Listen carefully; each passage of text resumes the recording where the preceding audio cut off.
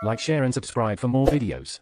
أعوذ بالله من الشيطان الرجيم.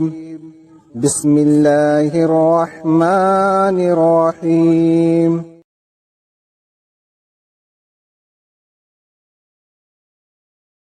حدثنا الحميدي عبد الله بن الزبير قال حدثنا سفيان قال حدثنا يحيى بن سعيد الأنصاري قال أخبرني محمد بن إبراهيم التيمي أنه سمع علقمة بن وقاص الليثي يقول: سمعت عمر بن الخطاب رضي الله عنه على المنبر قال: سمعت رسول الله صلى الله عليه وسلم يقول: إنما الأعمال بالنيات، وإنما لكل امرئ ما نوى، فمن كانت هجرته إلى دنيا يصيبها أو إلى امرأة ينكحها فهجرته إلى ما هاجر إليه.